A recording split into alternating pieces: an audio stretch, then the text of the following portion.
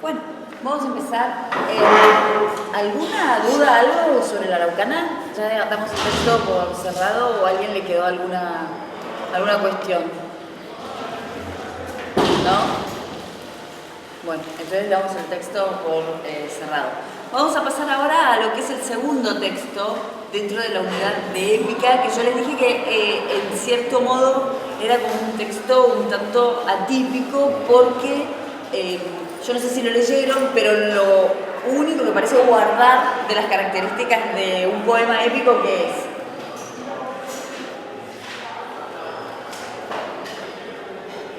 ¿Qué les parece?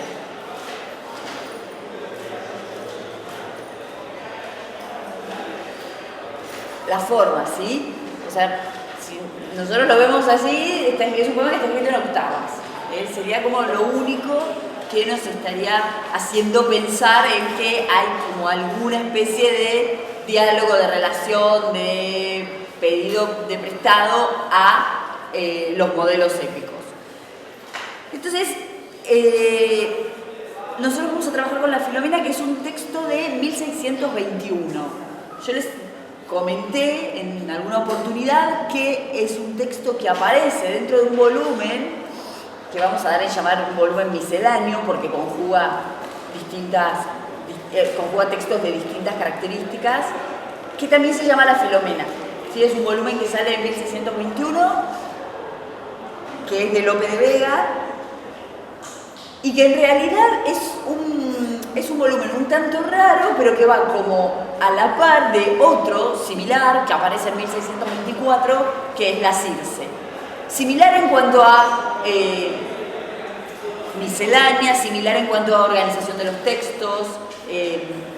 Son dos volúmenes que traen poemas mitológicos, que son los que le dan nombre a todo el conjunto. En uno el poema mitológico de la Filomena, que sí que vamos a leer, en el otro de la Circe, que después traen descripciones, también en verso traen descripciones de espacios, sobre todo de jardines o de palacios de nobles. Traen partes en prosa, ¿sí? En la Filomena aparece una novela de Lope, que es Las Fortunas de Diana, y después en la Circe aparecen 3 novelas más, que es lo que después se va a... O sea, la crítica va a decidir editar eso todo junto bajo el nombre de Novelas a Marcia Leonarda, porque la dedicataria es Marcia Leonarda. Aparecen otros poemas de otras, provenientes de otras tradiciones, como epístolas, elegías. Aparecen cartas en prosa, es decir, son dos volúmenes muy raros, que van muy a la par y que se llevan entre sí solamente 3 años. Y la otra cosa que tenemos que pensar es que, la acción más fuerte de Lope dentro de lo que es el campo intelectual del siglo XVII no es como poeta, sino que es como dramaturgo. Es decir, el éxito, Lope lo encuentra, el nombre, la fama, todo lo que busca, todo lo que busca un poeta en esas épocas, Lope lo encuentra en el teatro. Eso ustedes lo van a ver bien en el arte nuevo, pero lo que es importante es que hacia 1610, 1612, Lope está absolutamente consolidado en el ámbito del género dramático, ¿sí? Es el dramaturgo que ha triunfado en los corrales.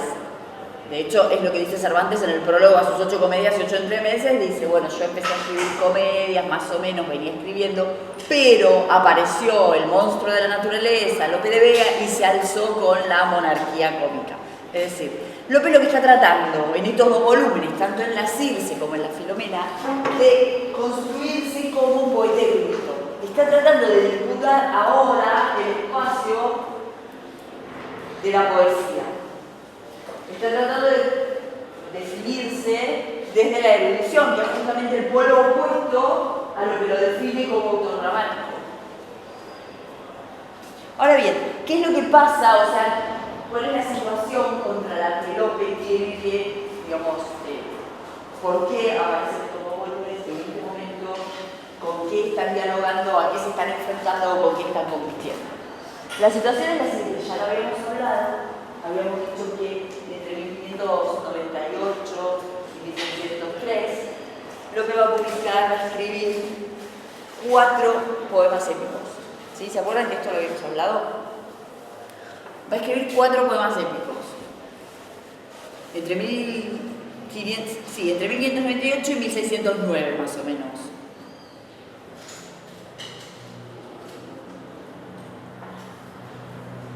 Cada uno de estos poemas heroicos va a constituir las distintas modalidades, ¿sí?, de las posibilidades épicas que se esperan desde esa polémica italiana de la cual hablamos antes de trabajar con la araucana. Épica religiosa, épica caballeresca, épica histórica.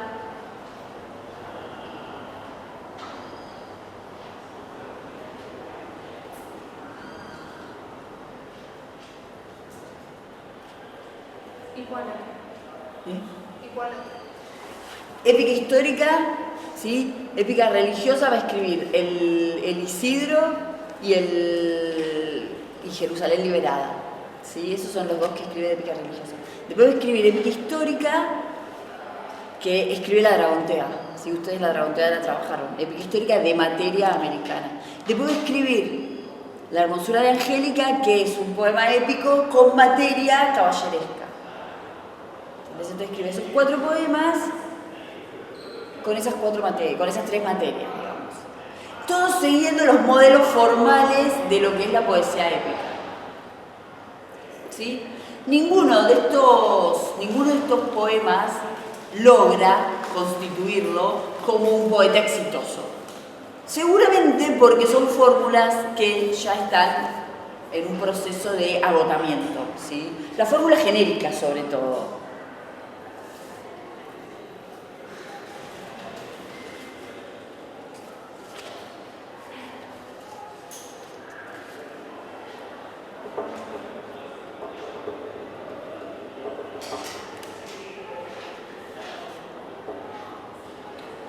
Frente a esta situación, ¿sí?, en 1612 tenemos un giro de 180 grados en relación con cómo se escribe, qué se entiende por un poema heroico.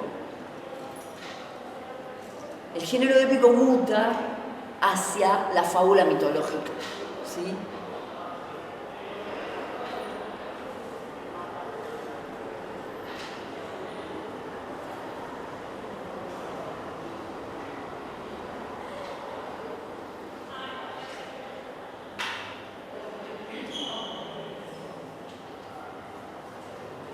La fábula mitológica también se llama, la fábula mitológica, Boscán escribe la fábula de Héroe y Leandro 60 años antes, ¿sí?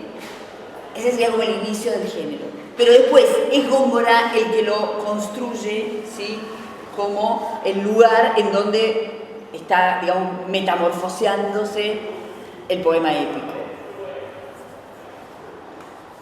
En realidad el género, fábula mitológica, también lo podemos llamar epilio, es un género que proviene de la antigüedad clásica, no es un género en el cual se esté tampoco inventando nada, pero sin embargo es el modelo épico que la época está necesitando, que la poesía está necesitando. Es el modelo épico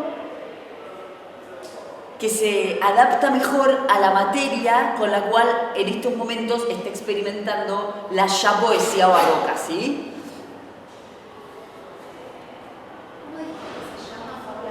Fábula mitológica o epilio.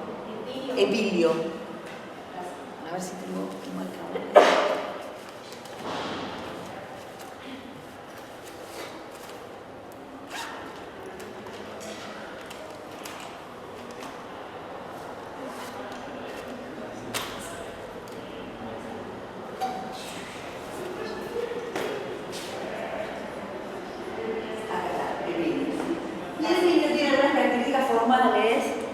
Que, digamos, van como a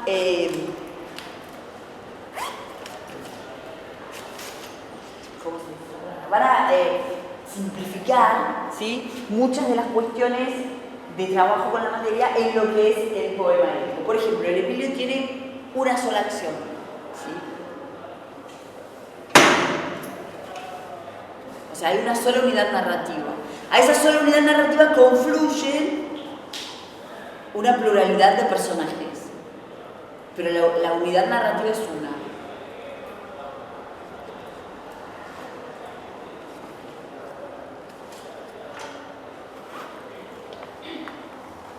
Va a trabajar con un orden temporal lógico, ¿sí? No va a haber idas y vueltas en el tiempo.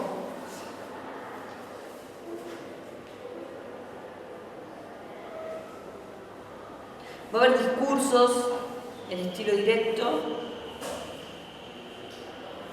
Van a abundar los lugares comunes de la mitología, es decir, la materia va a ser mitológica.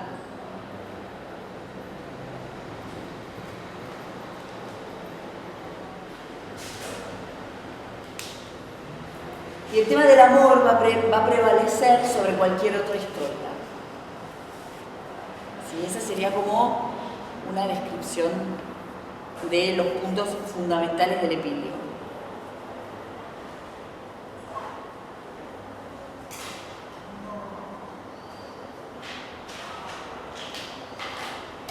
O sea, en la tradición clásica el Epílogo en realidad era un texto literario bien refinado, ¿sí? Que se presentaba ante un público culto.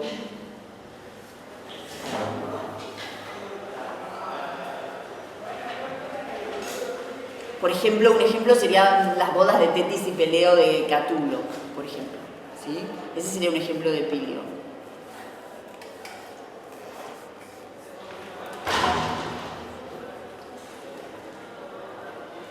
Entonces, la idea es que, digamos, la polémica en España sobre el poema épico va a derivar, va a desembocar, va a traer una solución que está fuera justamente del canon de la poesía épica. La solución a cómo se escribe épica, qué debería escribirse, cómo se puede escribir una épica culta, cómo se puede escribir una épica que sea exitosa frente al público, es justamente escribir al lector, es justamente escribir otra cosa. Tomar, ¿sí? En vez de tomar la forma épica con la que se venía trabajando, se acude a otro tipo de épica, que son estos poemas llamados epilios provenientes de la antigüedad, también provenientes de la antigüedad clásica. Y la materia para estos poemas va a ser la materia mitológica. ¿Se acuerdan esa primera cita que veíamos en donde había como una especie de contradicción entre trabajar con la épica histórica y el funcionamiento de la mitología? ¿Se acuerdan que en esa cita de Tiziano que decía si queremos hacer una épica de Fernando el Santo no vamos a poder decir que Júpiter dijo esto, que... Bueno, entonces el problema es este, frente a una materia mitológica que está presente, está circulando, bueno, ¿cómo se resuelve esto para trabajarla frente a un público culto? ¿Sí? O sea, y este es entonces como el gran hallazgo, la gran invención, la gran idea, el gran experimento que plasma Góngora en el Polifemo. O sea, acuérdense que el Polifemo se llama Fábula de Polifemo y Galatea, ¿sí?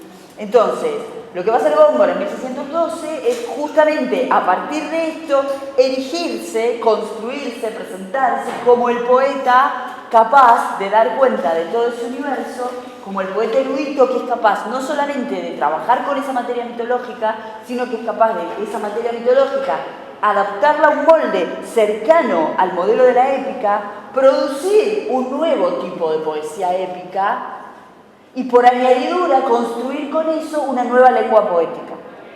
¿Sí? Todo eso hace Góngora con el Polifemo y con las soledades. Con el Polifemo más porque el Polifemo es materia directamente mitológica. Entonces es frente a esto que Lope intenta reaccionar con sus dos volúmenes misceláneos, de 1621 y de 1624. O sea, no casualmente les pone como título el título del poema mitológico, que es lo primero que va a aparecer en el volumen, ¿sí? No casualmente a uno le pone la Filomena y a otro le pone la Circe. No casualmente la Filomena es, si nosotros pensamos, casi el ejemplo opuesto mitológicamente a Polifemo. O sea, Polifemo es ese gigante monstruoso, ese cíclope que canta, pero canta desde su caverna. ¿Filomena qué es? ¿Qué es Filomena? ¿El qué?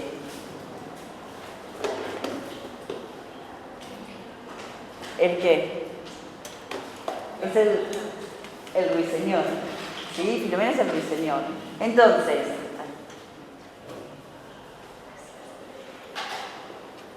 La otra cuestión es que tanto Polifemo como Filomena son historias de qué.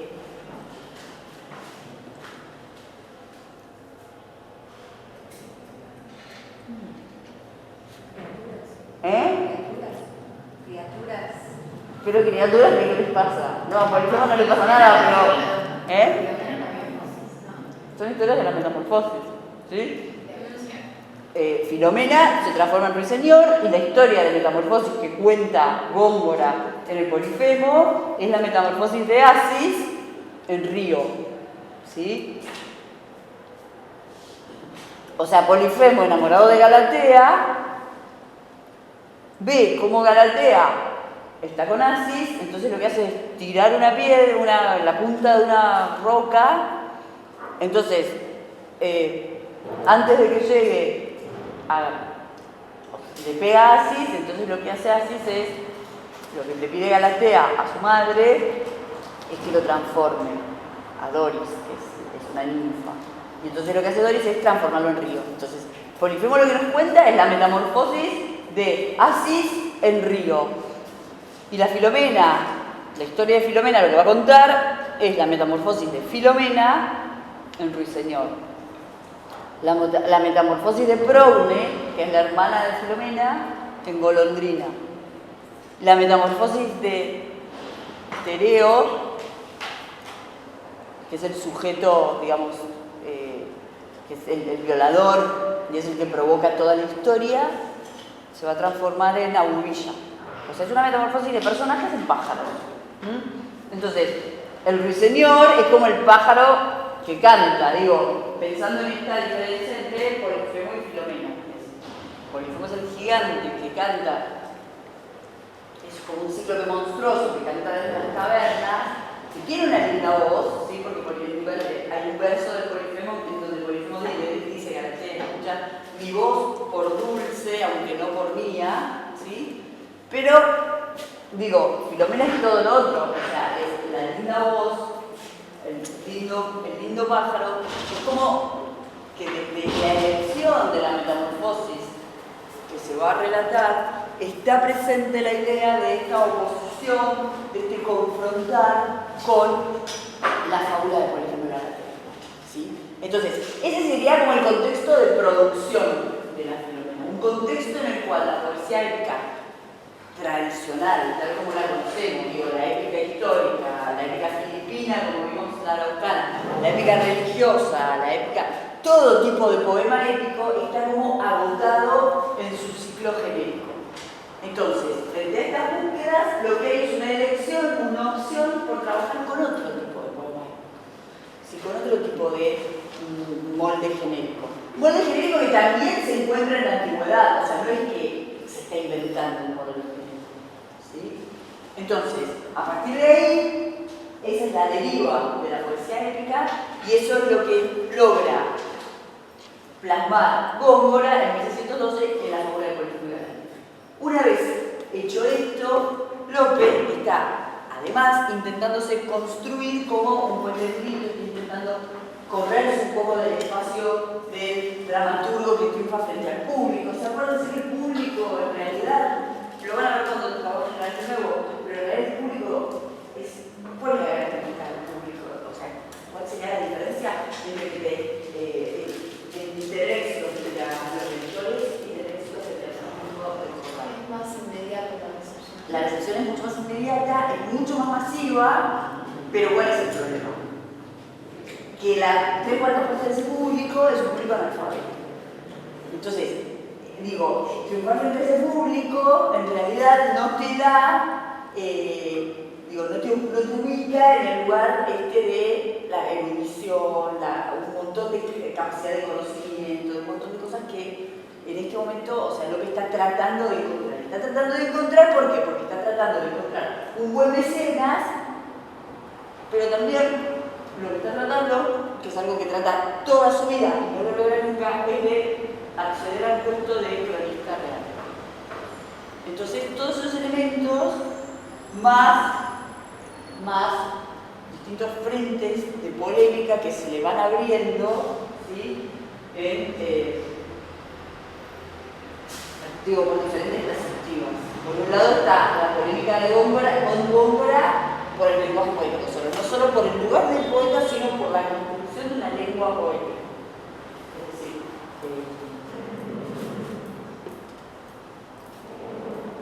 la claridad frente a la oscuridad, ¿sí? El esfuerzo en la lectura, esto es como la disputa alrededor de la poesía de Góngora, ¿no? El esfuerzo en la lectura lo tiene que hacer el lector o lo tiene que hacer el poeta. Es decir, dicen, la oscuridad del poeta en realidad lo que significa es que está esperando a un lector que la entienda, un lector bien culto. Y por otro lado, lo que dice López es: yo prefiero el esfuerzo al escribir para que el lector entienda, ¿sí? Entonces, la disputa es en un montón de la disputa, digamos, más que tiene que ver más como contextual, que tiene que ver con ocupar el lugar de, pero también es una disputa poética que tiene que ver con la construcción de la lengua, ¿sí? Tiene que ver con qué es la lengua poética.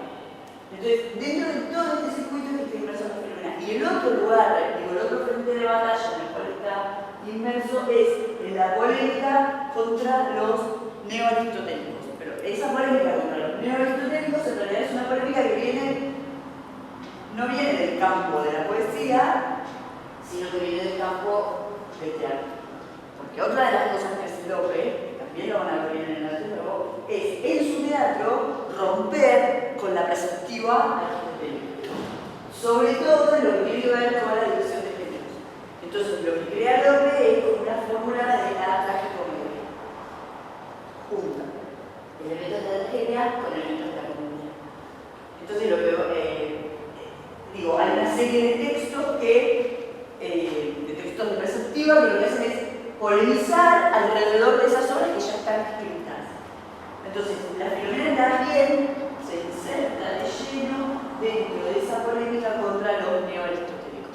Es decir, es un texto complejísimo, ¿no? Es un volumen complejísimo, pero parte de la complejidad que trae es porque está todo el tiempo hablando de poética, todo el tiempo hablando de poesía, todo el tiempo hablando de literatura. O sea, y eso lo hace muy difícil, pero también lo hace muy rico. Porque en cualquiera de los niveles que uno lo aborde, va a tener elementos para pensar diferentes cuestiones relacionadas con las nociones, con la construcción del sistema literario de esa década, ¿sí? O esos primeros 25 años del 17. ¿Sí? ¿Alguna pregunta? ¿No? ¿Algo que se les ocurra para decir? ¿Tampoco? Bueno. Profe, sí. Entonces la Filomena es una épica tragicómica.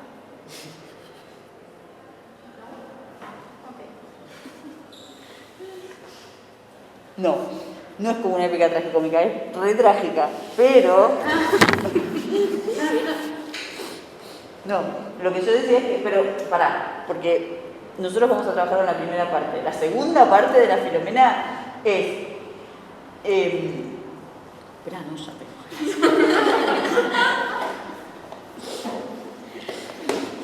La segunda parte de la Filomena es una polémica, o sea, se deja de lado ya la historia, ya se produjeron todas las metamorfosis, y es bien interesante porque el que aparece metamorfoseado en Ruiseñor va a ser Lope.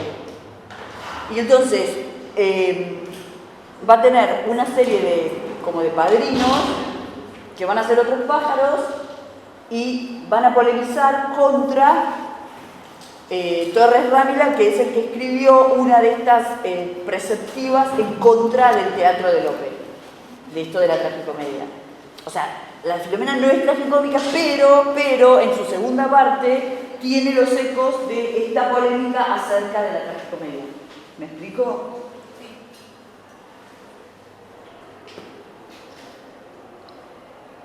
¿Alguna otra pregunta? ¿No? ¿Eres malo? Qué desastre. Bueno.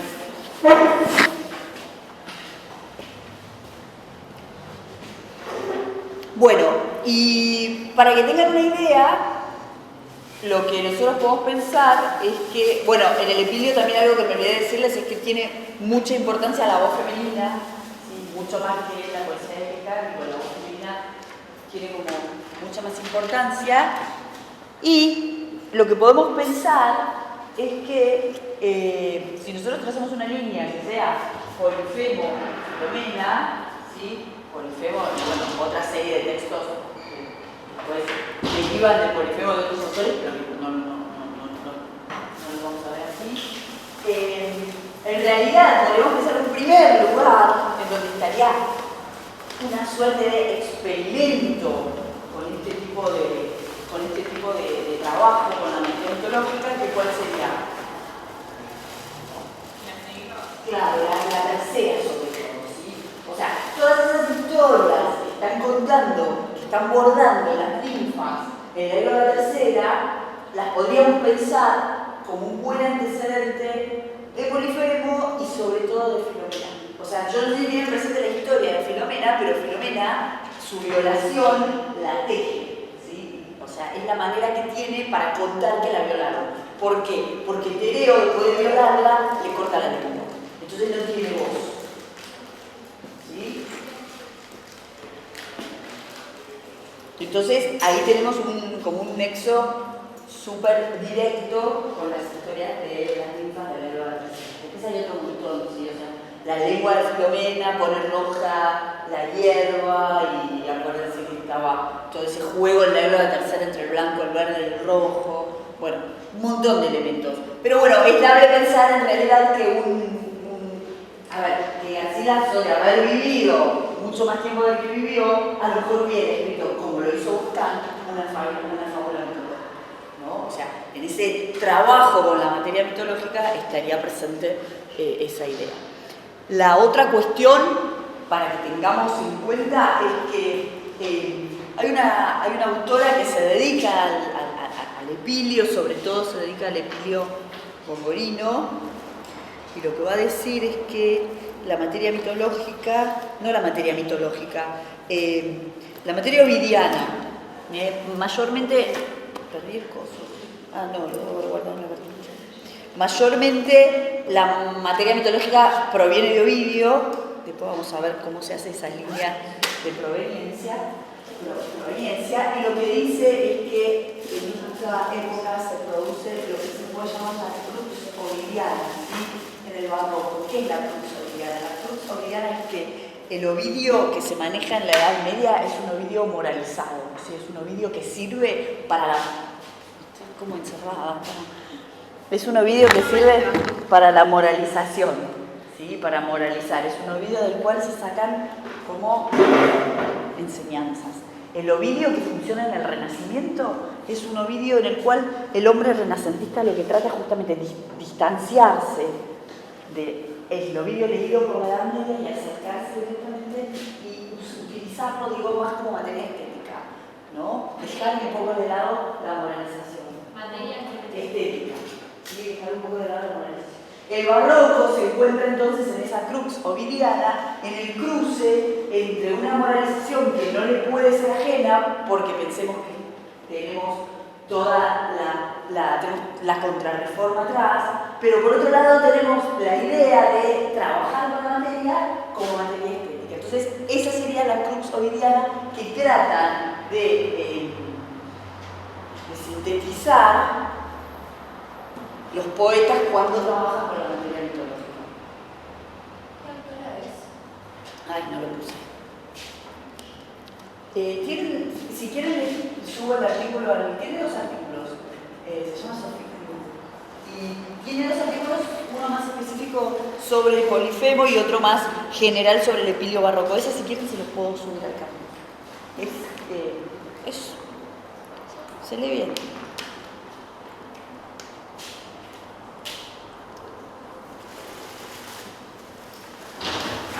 Bueno. Ay, perdón que se los pido mate, pero damos clase ¿viste el programa UBA 22, que es en la cárcel, ¿no? Entonces estuvimos dando en Ezeiza muchos años y este año por primera vez dimos en Devoto. y cuando, que son varones, en las 6 son mujeres. Y cuando llegas a devoto, como que cada uno tiene su mate. Entonces cuando llegas lo primero que hacen es te empiezan a enchufar el mate. Entonces te tomas uno y viene otro y te da otro mate. Y te pasas la clase tomando mate. Y se ve que ya quedé como acostumbrada al mate. Y le ponen cosas distintas. Uno le pone jengibre, otro le pone canela, otro le pone... no sé qué le ponen, qué sé yo.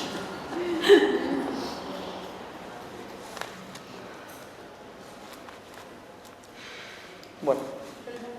Sí, ahí está papel pepino. ¿Alguna pregunta? Bueno, la profesora merienda.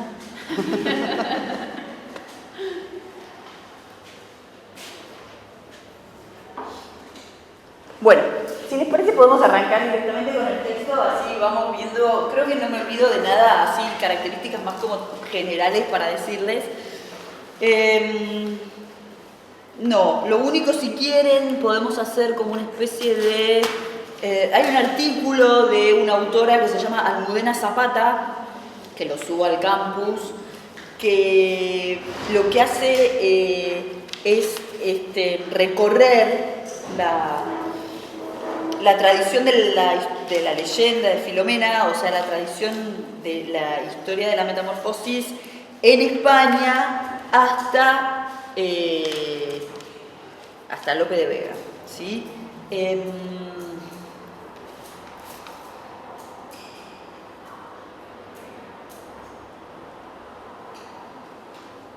Ese artículo lo que hace es revisar un poco en la Edad Media, en realidad la historia de Filomena solamente está en la general historia de Alfonso X, ¿sí? Está como con esto que les decía yo, como una idea bastante moralizadora, y después lo que hay son traducciones de Ovidio, ¿sí?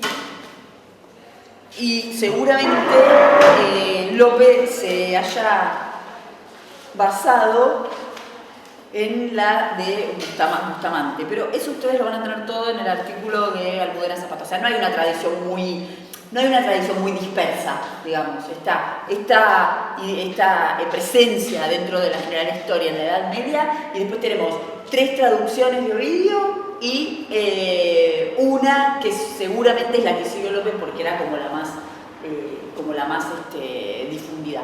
Hay una autora, todas mujeres somos hoy, que se llama Patricia Campana, que lo que hizo fue como una tesis de la Filomena que no la publicó nunca, y ella lo que hace en esta tesis es al final poner la parte de Bustamante en donde la traducción de Ovidio para cotejar la relación con el poeta.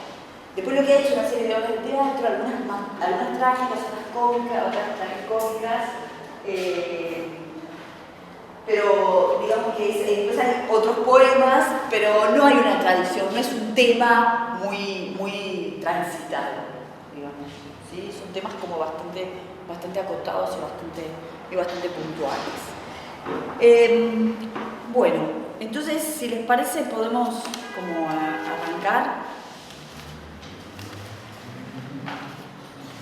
con el texto. ¿Alguien dice algo? ¿Alguna pregunta? No. Bueno, ¿lo tienen el texto más o menos a mano? Tenemos, o sea, otra de las características es que sigue los modelos de un poema épico, es decir, tiene su dedicatoria, por ejemplo, ¿no? Entonces, las 4 primeras octavas van a ocupar la dedicatoria. ¿Qué les llamó la atención de estas 4 primeras octavas?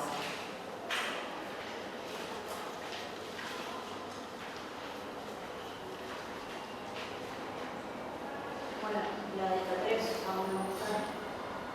¿Quién es? A Leonor de Pimentel. Bueno, en realidad sobre la dedicatoria hay todo un problema, porque en realidad parece que es una dedicataria de último momento, pero es una dama de la corte. Es una dama de la corte con la cual, bueno, se entiende que en esta especie de construcción de poeta cortesano, en realidad la primera idea es que lo que se le iba a dedicar a uno de sus amigos, ¿sí? La Filomena después tiene una serie de epístolas, 10 epístolas escritas escritas en verso, a la manera de una epístola horaciana, en donde López se las va a, cada una de esas epístolas se las va a dedicar a amigos, sobre todo poetas, pero no siempre poetas, y con los que va a tratar cuestiones de poesía, cuestiones de interés, así más general, cuestiones de amistad, o sea, viene siguiendo el modelo de la epístola horaciana. Y entonces, iba a estar dedicada a uno de esos dedicatarios, pero supuestamente a último momento, no se sabe por qué, es todo un análisis que hace Patricia Campana, o sea, un poco sobre especulaciones, no se sabe por qué decide dedicárselo a doña Leonor de Pimentel, que es una dama de la corte, es una dama reconocida de la corte, ¿sí? De hecho, bueno, no, eso ya no. Entonces, bueno, esto, claro, que sea una mujer la dedicataria, es importante porque, ¿qué otra cosa se hace en esta dedicatoria? ¿Un juego de qué? La compara con las musas, sí, le dice décima musa, acá es donde dice décima musa, bueno, no, acá no, en otro lado le dice décima musa del Castalio Coro. En la tercera. Acá está, décima musa del Castalio Coro, sí. Bueno, exacto. La compara con la musa y por otro lado, lo que va a ver en esta dedicatoria y después en otros lugares del poema es una metamorfosis constante. Digo, esto que se va a hacer después explícita en la segunda parte, que nosotros no vamos a ver, de la voz del poeta transformado él mismo en Filomena, va a haber a lo largo del poema toda una especie de circulación triangular para la voz del poeta, que va a ser Filomena, va a ser doña Leonor y va a ser Lope. Entonces, por eso es importante, hay como una feminización de la voz poética que va a llegar al poeta. Y por eso es importante la dedicataria. Digo, esa sería una teoría interesante para pensar el cambio entre un dedicatario varón y una dedicataria.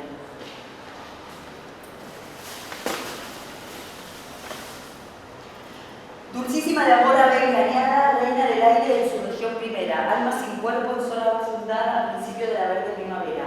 De tu garganta armónica traslada la tragedia a mi pluma en la ribera, te oirá poeta a ti cantar llorando y Filomena a mí llorar cantando. Fíjense ahí, está diciendo lo que estábamos diciendo recién, ¿no? Traslada. O sea, la apelación primera es al Señor, ¿sí? Dulcísima ave engañada de amor. Fíjense que es realmente fuertísimo, ¿no? O sea, ¿ustedes qué trabajaron de Góngora? ¿Qué vieron? Ah, sonetos. O romances. Romances, claro. ¿Y sonetos vieron alguno? Sí. Pero siempre de polémica. No. Los que vimos en teórico no eran de polémica. Ah, bueno, y en esos no vieron estos hiperbatos tan fuertes, estas alteraciones tan fuertes. Bueno, en polémico son mucho más fuertes, y acá lo que está presente es eso, ¿sí? O sea, este empezarlo con este desorden abrupto de la sintaxis, en realidad lo que está diciendo también es, acá yo estoy dialogando con Góngora, ¿sí? El primer verso que ya traiga esa fuerza de la alteración del orden sintáctico está diciéndonos eso, ¿sí? Dulcísima de amor, ave engañada. Reina del aire, su región primera, alma sin cuerpo en sola fundada, principio de la verde primavera. De tu garganta armónica, ¿sí? Acá está, el traslado hacia la pluma del poeta.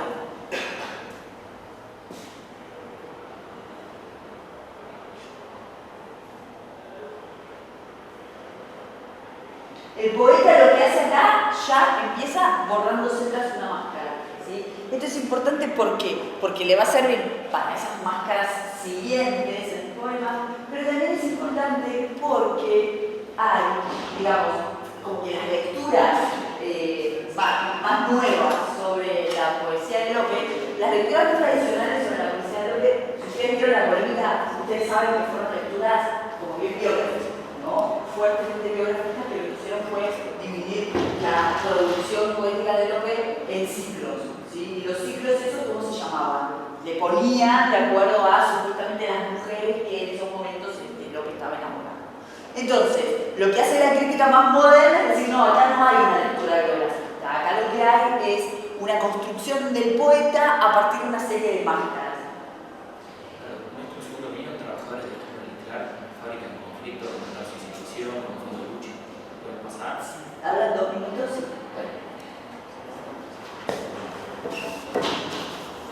Bueno, compañeros, como decía recién, somos del Partido Obrero, vinieron compañeros de la fábrica Kimberly-Clark que hace 21 días que está en conflicto y bueno, nos parecía importante que en el marco del aislamiento que imponen distintos sectores, el Estado, los medios de comunicación, las principales centrales sindicales, era importante que vinieran a Filo a comentar su lucha y obviamente como estudiantes dar un apoyo y un acompañamiento a esta reclamo.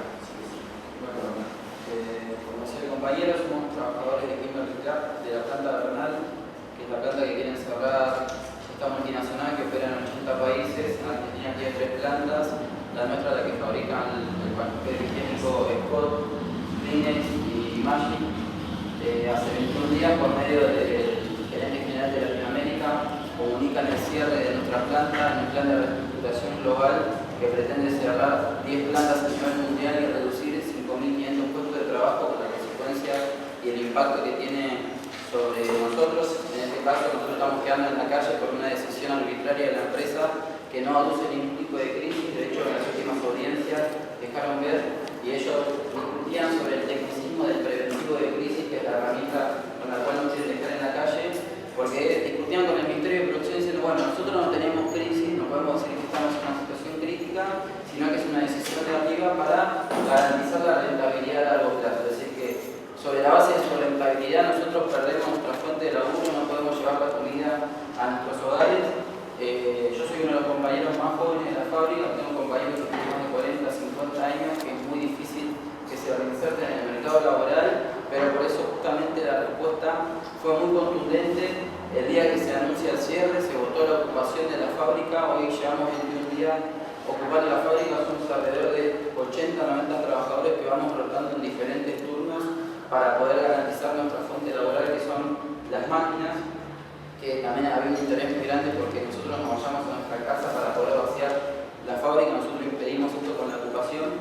Por eso llamamos también al conjunto de los trabajadores, los estudiantes, a que se involucren en nuestro conflicto para darle el brazo a torcer a la empresa, al Estado que hoy está haciendo oídos sordos, mira para el costado, nos dice que agarremos las indemnizaciones, que esto no tiene vuelta atrás. Nosotros creemos que hay posibilidades de revertir la situación y que el Estado se tiene que hacer cargo. Si la empresa se va a ir, que el Estado intervenga y que utilice sus herramientas para darle continuidad a las 200 fuentes de laburo. Logramos que el sindicato, que durante mucho tiempo estuvo ausente, rechace el preventivo de crisis. Esto muestra la fortaleza y la consecuencia de una lucha que tiene 12 años dentro de nuestra fábrica con una comisión interna opuesta al sindicato y que tiene estos frutos. Por un lado, para seguir manteniendo nuestras conquistas, nosotros estamos muy por arriba del convenio colectivo de lo que es papelero. Un papelero en cualquier fábrica gana 26.000 pesos.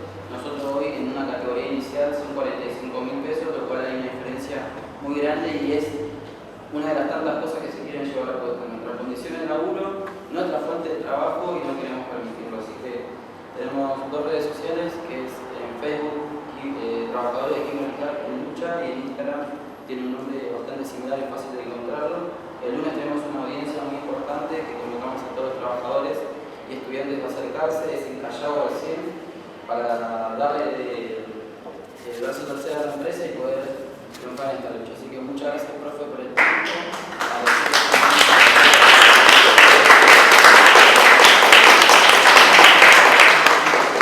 Bueno, gracias. ¿Alguna pregunta?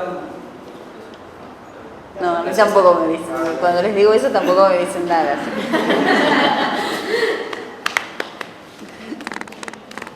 Bueno, entonces lo que les estaba diciendo es que esto es importante porque este proceso en realidad es un proceso que se va a ir viendo como una especie de evolución a lo largo de la obra de Lope, de la obra poética sobre todo, y va a desembocar en lo que es el último Lope, en donde va a publicar un volumen que va a ser las rimas de Tomé de Burguillos. Y Tomé de Burguillos en realidad va a ser el propio Lope, que es como la última máscara de Lope, ¿sí? Entonces por eso también es importante esta especie de practicar cómo el poeta se construye y se arma a partir de esas máscaras, ¿sí? O sea, las rimas de Tomé de Burguillos es como el último volumen de de poesía y así de conjunto. Y lo que hay primero es, por ejemplo, un cancionero que lo que hace es parodiar el cancionero, cualquier cancionero petrarquista, ¿sí? O sea, la amada a quien Lope le canta va a ser Juana, que va a ser una lavandera, que va a estar lavando la ropa en el río, es decir, nada que ver con el ideal de mujer del cancionero petrarquista. Entonces, bueno, por eso también es importante. ¿Qué otra cosa podemos ver de esta primera octava? ¿Algo más?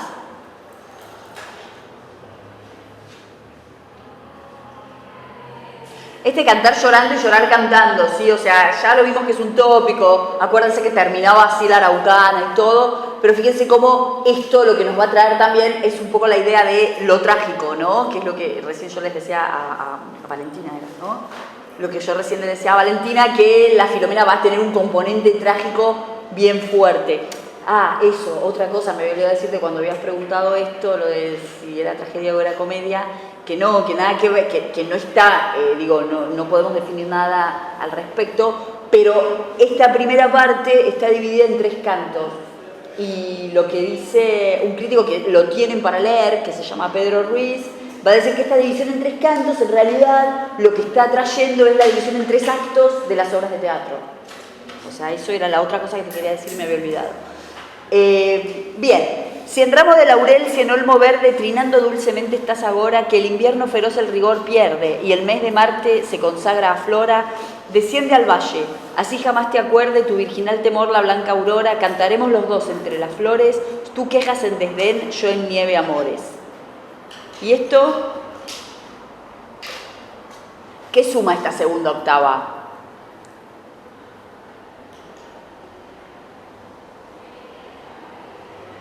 ¿Qué les parece?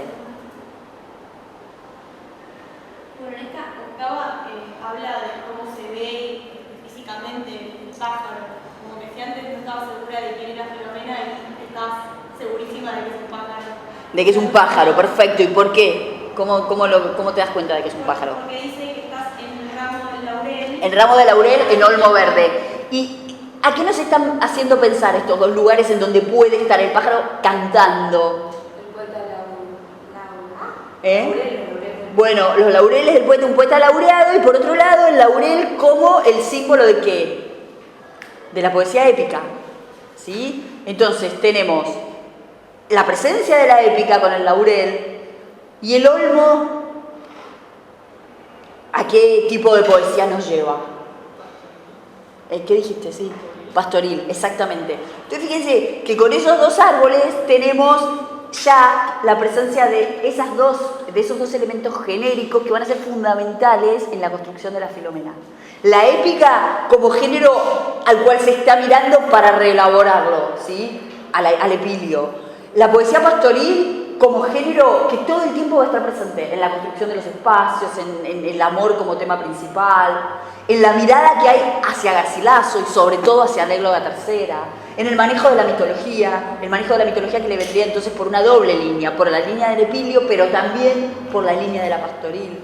Entonces fíjense que está diciendo eso, Filomena es un pájaro que está cantando en esos 2 árboles. Filomena es un pájaro que nos está proponiendo estos 2 estilos. Filomena, yo, poeta, ¿sí? Estoy presentando un poema que va a tener esas características.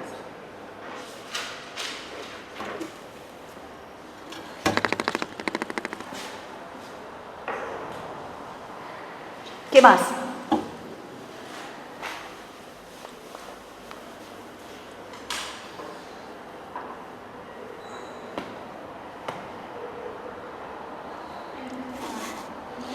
El mes de Marte se consagra a flora, o sea, está introduciendo la primavera desde coordenadas mitológicas, ¿sí? Que es lo mismo que hace Góngora en el Polifemo o en las Soledades, ¿sí? Esto de presentar la naturaleza a la manera de la antigüedad clásica.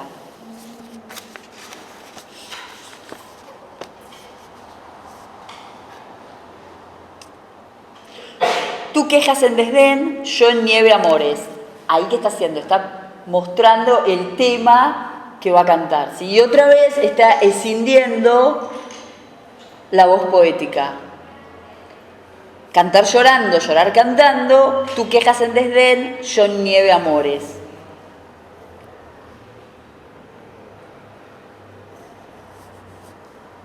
¿Qué más? ¿Qué pasa con la tercera? Vos, Leonor ilustrísima, a quien tanto debe España de honor, gloria y decoro, sujeto digno de Apolinio Canto, décima musa del Castalio coro, no despreciéis de Filomena el llanto y la dulce prisión en hierros de oro, haréis que estime y de la verde selva a los palacios que aborrece vuelva. ¿Qué está diciendo ahí?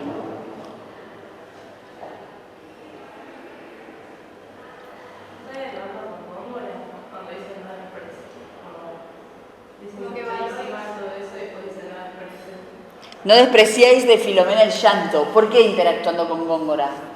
Me parece que por esto de la polémica justamente del público más letrado y de... Como que sí, está bien, es un buen punto. Y por otro lado, ¿eso cómo se refuerza? O sea, está bien, es no despreciéis el llanto de Filomena, ¿sí? Y por otro lado, ¿qué está diciendo? Valorar lo que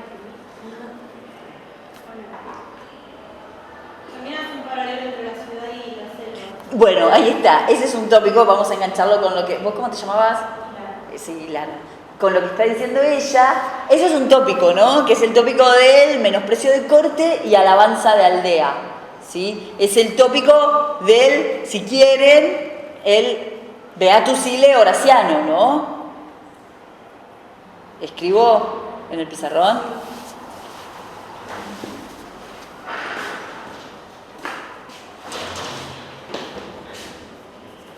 ¿Qué es esto? ¿Qué significa Beatus Ile?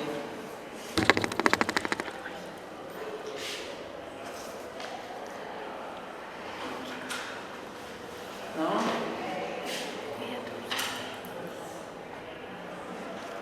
Bueno, es algo así como dichoso aquel, ¿sí? Así arranca un poema de Horacio, dichoso aquel que puede vivir en el campo, o sea, viene como el elogio de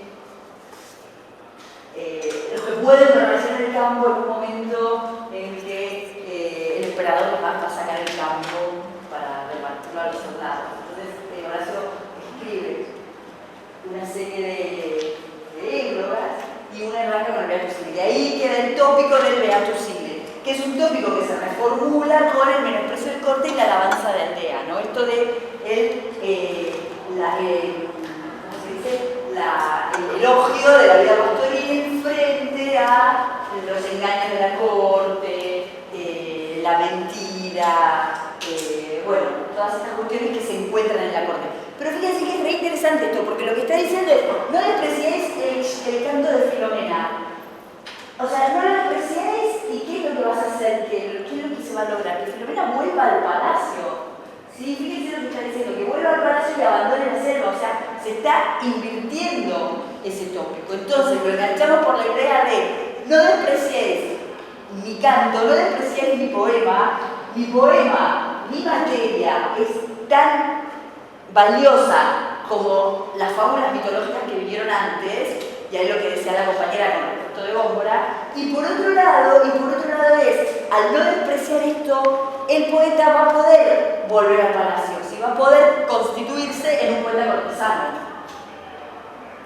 ¿Entienden lo que está diciendo? Está dando vuelta el tópico del menosprecio del corte y alabanza de aldea, que después lo va a volver atrás al final del poema, pero para introducirse él también dentro de ese espacio cortesano.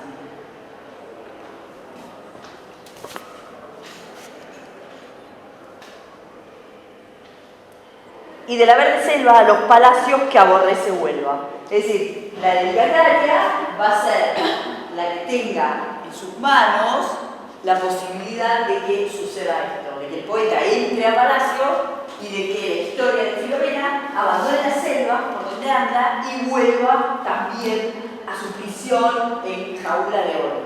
La dedicataria como dedicataria, pero también como ¿qué? Como décima musa del Castalio coro. ¿Sí? ¿Estamos? Bien.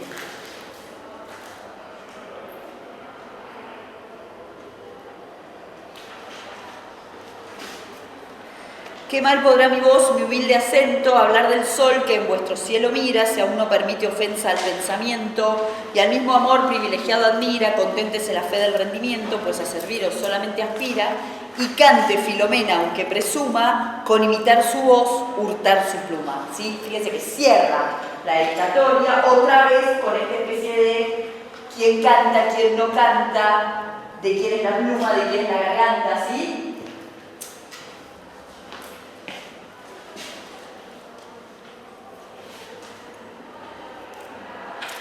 Bueno, tenemos ahí una octava como de medio de enlace.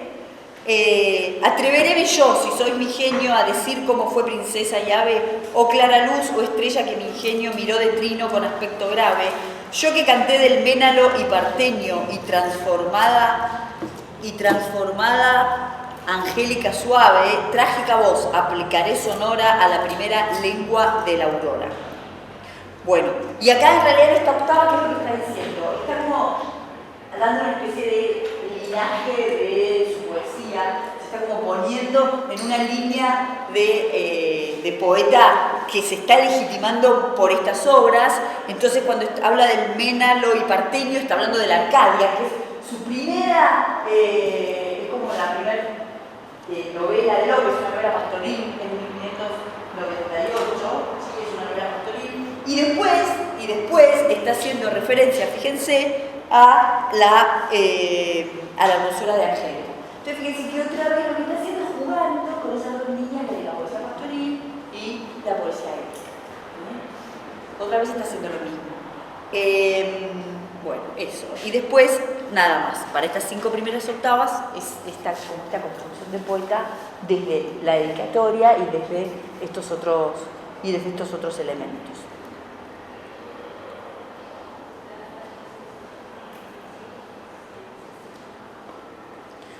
Bien, los que la leyeron, los y las que la leyeron, ¿qué les parece la primera parte de la historia? ¿Qué pueden decir al respecto?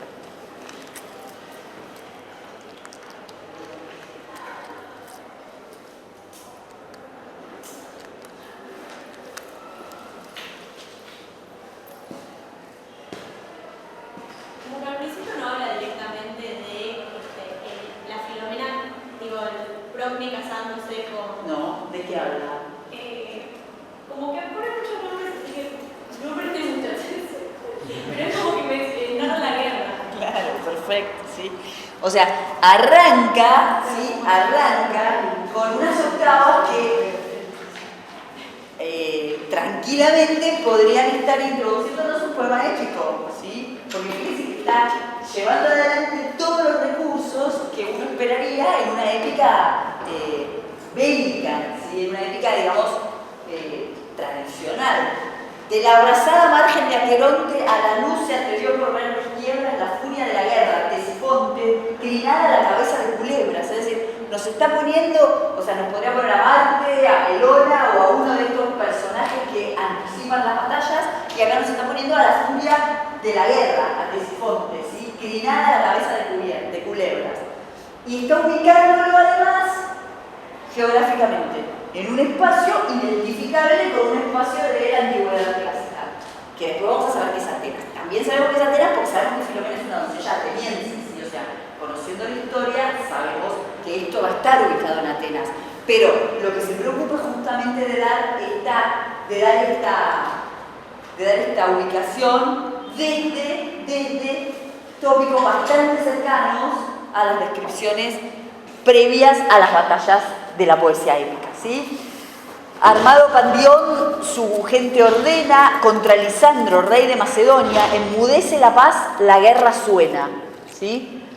Tiembla de Europa la mayor colonia, selva parece el mar y selva amena, llena de naves la ribera Jonia, que la falta de ramas, hierba y flores, flámulas adornaban de colores, ¿sí? O sea que fíjense que una selva, que va a ser el ámbito después, el ámbito natural de Filomena, ¿sí? Pero esta es una selva de fuego, una selva de naves, ¿sí?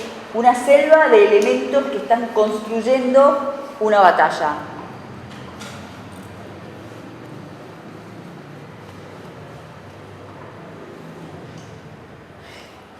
Fíjense que las 2 octavas siguientes, ¿sí? Fíjense que están como continuando esa idea geográfica, esto como decías que pone muchas palabras difíciles, ¿no? Idea geográfica, pone todos, como todos ubica el lugar y después hace como una especie de catálogo de naves, así muy sencillo, muy breve, pero lo hace, ¿sí? Cubren naciones que a probar ventura, pisan por alta mar campos de plata, soldados fuertes y el valiente Alcino, la gente de Patracio Navarino, entre el Peneo y el famoso Alceo, desde y Olimpia a la remota Micenas y Argos vienen, y el Maleo seno donde desagua el claro Eurota, pasado el promontorio Celeo, los engios siguen la naval derrota, y los de Acaya, Tebas y Corinto, ardientes rayos del planeta Quinto. El planeta Quinto, acuérdense que es Marte, ¿sí? Entonces fíjense cómo construye todo en 3 octavas, que en realidad lo que parece que vamos a ver es una batalla, ¿sí? No parece que fuéramos a ver otra cosa.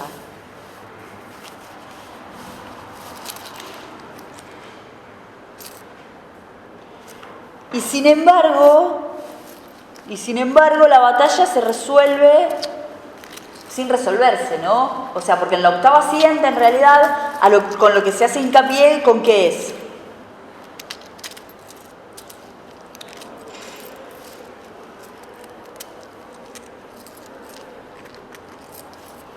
¿Qué les parece? Con la entrada de Tereo, que es quien ayuda a que el rey de Atenas venza a su enemigo, inmediatamente después de ahí, como que se difumina toda esa especie de primer esbozo épico y se traslada inmediatamente a una escena bien cortesana, ¿no? A una escena bien ocupada por personajes cortesanos. Entonces, fíjense, bien Tereo, la Tracia agarra y a furor dispone. Primero, la entrada de Tereo, esto es importante también, está como introducida por el lugar de donde viene. Y el lugar de donde viene, ¿cómo lo describe el poeta? Es el mismo lugar donde murió Orfeo. Exactamente. Y esto es re importante, es bien importante, porque lo que vamos a ver es que, está esta idea de identificarse con Filomena, identificarse con la Encantara, pero la última instancia de los poetas es apropiarse de la voz de Orfeo, ¿sí? Orfeo como el poeta. Fíjense que es la disputa que tiene Garcilaso en la dedicatoria de su égloga, ¿sí? Fernando de Herrera pelea también por la voz de Orfeo en sus anotaciones. Y el nombre está presente, la figura de Orfeo está presente a lo largo de todo el poema. O sea, el poeta cortesano, el poeta erudito, el poeta, todo eso, en última instancia, es el poeta que más se acerca a Orfeo. Entonces, la presencia de Orfeo, de uno u otro modo, está siempre, ¿sí?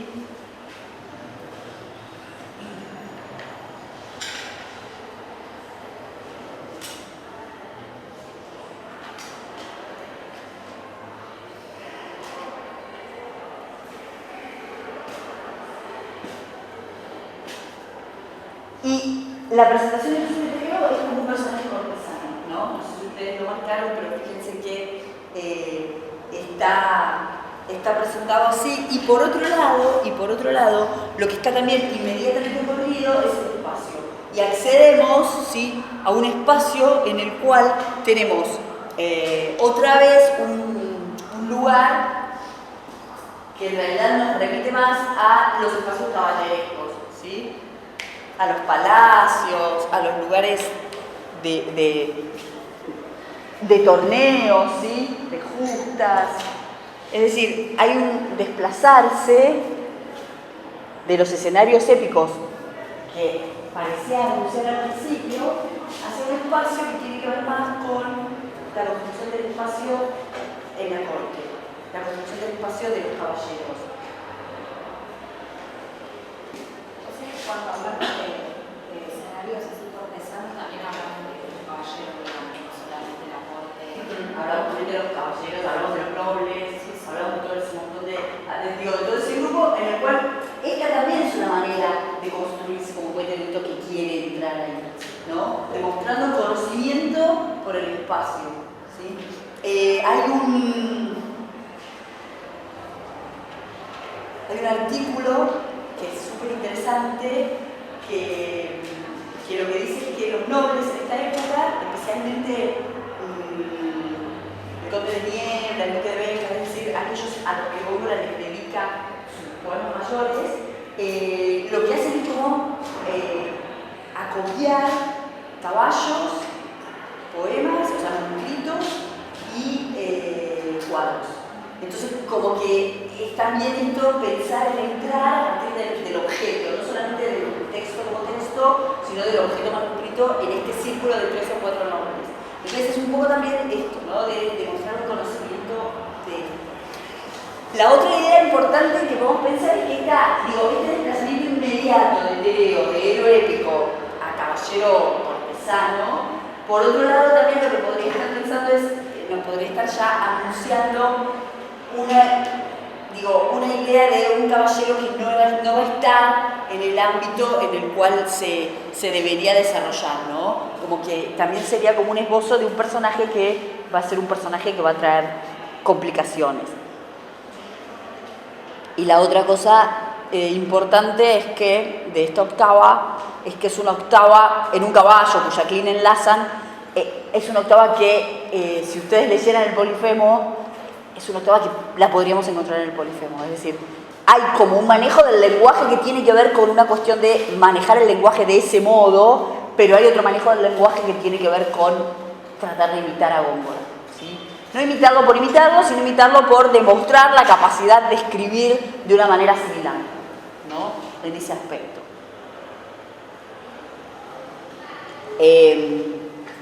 Fíjense otra cosa, que los 3 mitos que están bordados por las ninfas en la Égloga tercera, de alguna manera van a aparecer en el poema, ¿sí? Fíjense que acá aparece el primero. Dafnes en su cabeza, los dorados balcones del palacio, donde fue la hermosa arquitectura, pues en cualquiera, Dafnes en su cabeza, o sea, ¿qué es eso? Que Tereo tiene el laurel porque viene vencedor, eso está diciendo, ¿no? Cuando dice Dafnes en su cabeza, tiene laureles en la cabeza, por la parte que Venus deja a Apolo y sigue a Marte, ¿sí? O sea, paseaba con la corona de laurel. Bien, inmediatamente después, ¿qué viene la descripción?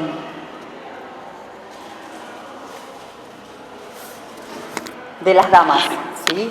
De tantas damas, la hermosura ociosa, en las lucientes armas de manera se retrataba que la más hermosa, sin levantar los ojos, conociera, formando espejos de su luz fogosa. ¿Y qué pasa? La primera descripción femenina, ¿de quién es? De Progne. ¿Y Progne cómo está descripta? Sí, princesa ilustre, pero que está reflejada en el pecho de Tereo. ¿Se dan cuenta que hay una descripción mediatizada? O sea, lo que se está describiendo es el reflejo de Progne en el pecho de Tereo. ¿Sí? Contribuyendo con esto que está muy ligado al líquido, que habíamos definido cuando en la Araucana se describe la bola del mago, muy relacionado con la éxtasis, ¿no? O sea, esto no es una éxtasis, ni mucho menos, pero es esto de descripciones mediatizadas y describir objetos, ¿sí? Describir lo que se ve en los objetos. Bueno, acá tenemos la figura de Progne que aparece reflejada en el pecho de Tereo, que eso también es importante a los efectos después de interpretar la historia, ¿no? Y por otro lado, fíjense la descripción de Progne, cómo está. ¿Qué podemos marcar de la descripción de Progne? Hay muchos negativos. ¿Mucho qué? Negativos. A ver, ¿dónde? Que dice opuesta al sol y después dice que no es rubio el cabello.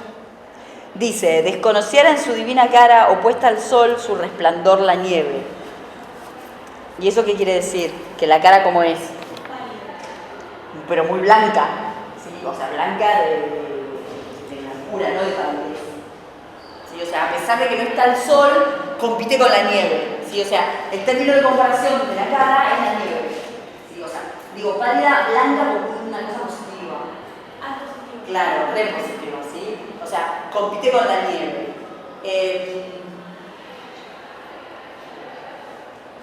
En los sonetos que ¿vieron algunas descripciones de mujeres? No en los de los...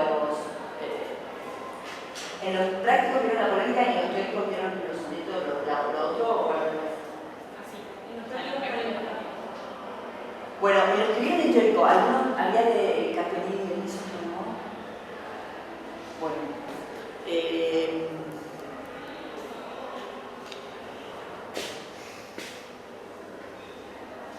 Bueno, la blancura es una característica positiva en la descripción de la mujer, ¿sí? Y acá lo que está diciendo es que la nieve, la blancura de la cara está compitiendo con la nieve, ¿sí? ¿Qué más dice?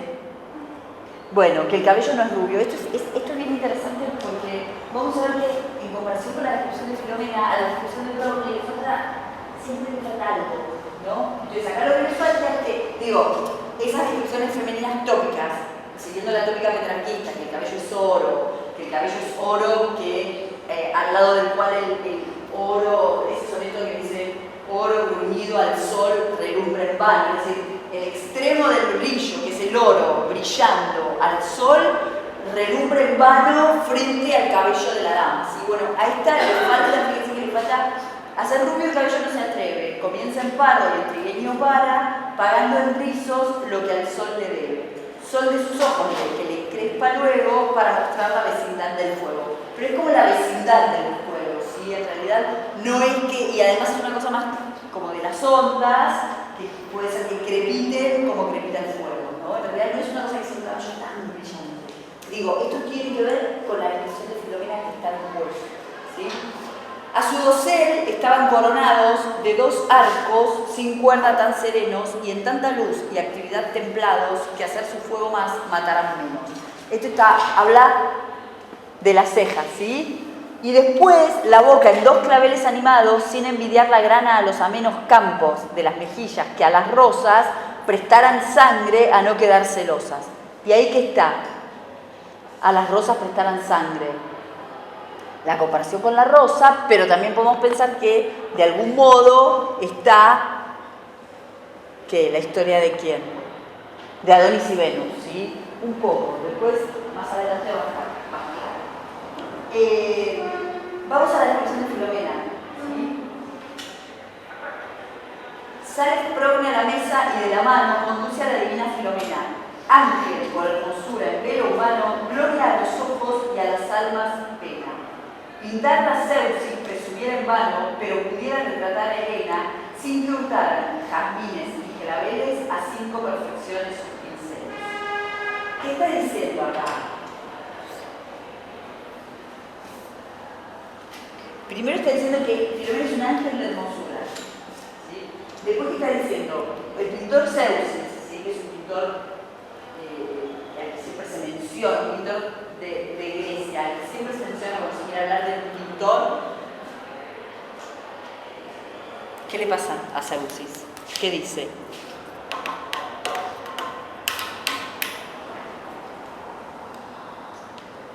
Como que no va a poder pintarla. No va a poder pintarla. Helena y hasta ahí. Puede pintar a Helena, que supuestamente es la mujer más hermosa del mundo, pero no va a poder pintar a Filomena, ¿sí?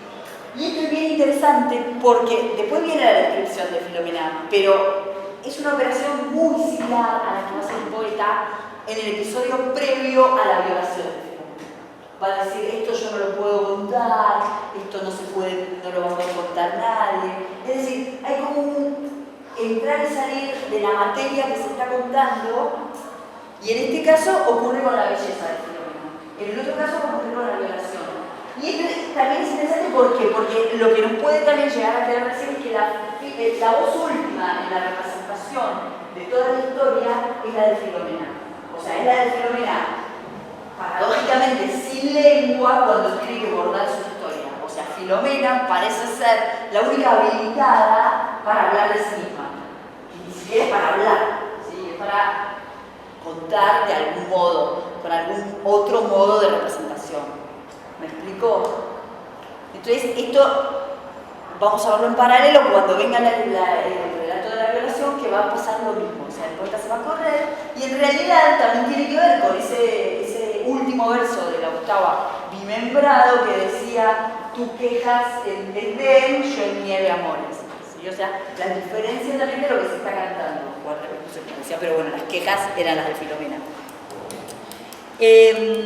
Sin que hurtaran jazmines y claveles a 5 perfecciones sus pinceles. Acá tienen los términos de comparación otra vez propios del tópico que trae. ¿Sí? Entonces acá tenemos otra cosa que se está colando en esta fábula mitológica, que es la poesía petrarquista. Teníamos la poesía épica, teníamos la poesía pastoril, teníamos algunos elementos propios de la tragedia y ahora tenemos la tradición petrarquista. Eso lo que quiere decir que primero hay una intención del poeta de demostrar su manejo de los distintos sistemas poéticos, de las distintas materias, y por otro lado, lo que nos está dejando ver es la permeabilidad del género elegido para que se puedan introducir toda esta serie de elementos provenientes de otros sistemas genéricos, otros sistemas poéticos, otros sistemas literarios.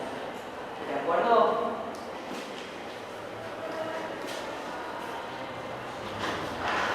Rubio el cabello, transformar pudiera la oscura noche como sol el día. Acá está lo que decimos hace un rato, ¿no? El cabello acá sí es el sol. Acá el cabello lo que hace es volver la noche en día.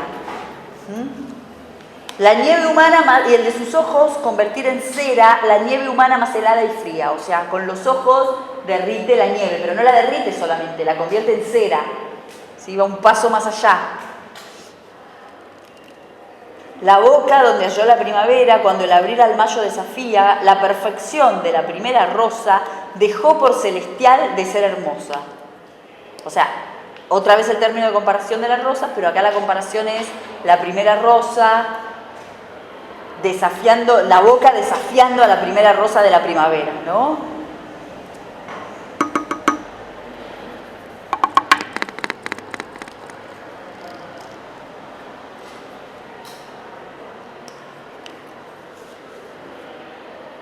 Y termina la descripción con el cuello y las manos. O sea, son 2 retratos armados sobre la misma tópica, ¿sí? Pero podemos encontrar estas diferencias, que también, otra vez, así como la descripción de Tereo estaba como anticipando lo que va, la materia que se va a contar, la diferencia entre estas 2 descripciones también está anticipando la historia que se va a producir.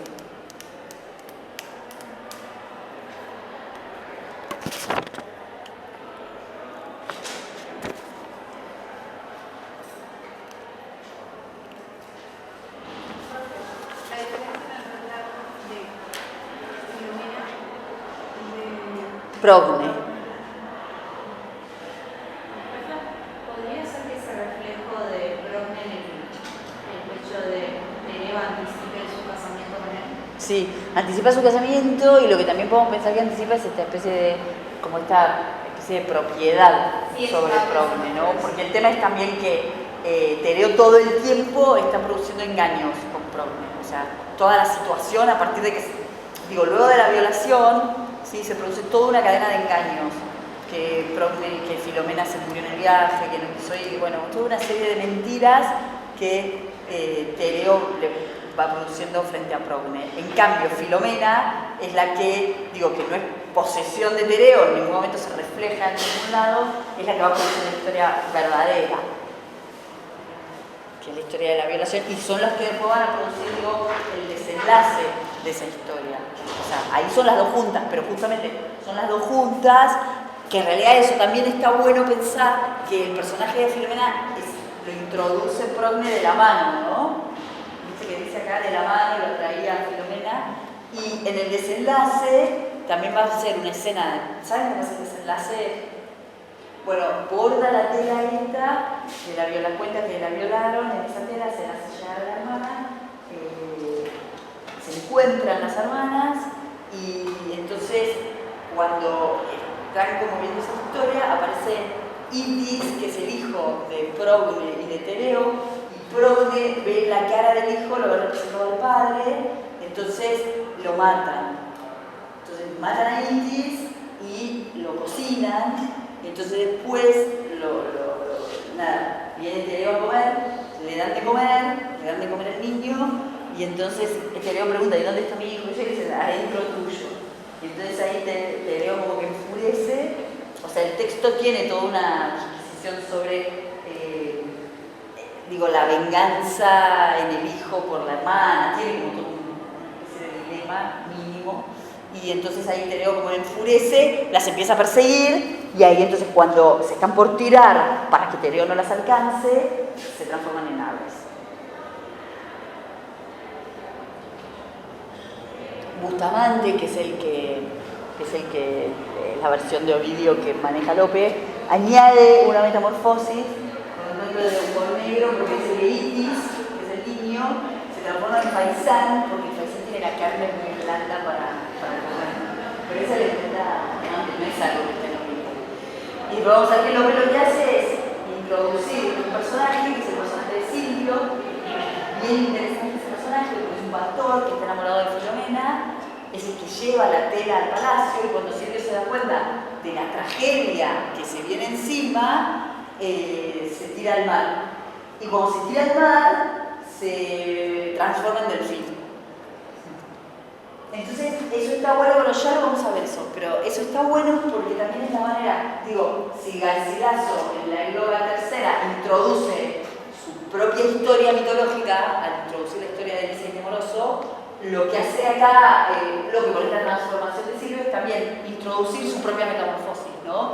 A partir de este Silvio que se transforma en delfín, es como que construye una materia mitológica distinta en la cual hay algo de su invención, digamos, ¿no? Que es este hombre que se transforma. O sea, como que todos aportan un poco a la pedagogía, pero eso después lo vamos a ver porque el personaje de Silvio es interesantísimo. Pero eso es un poco lo que hace justamente cuando transforma al niño en un faisán.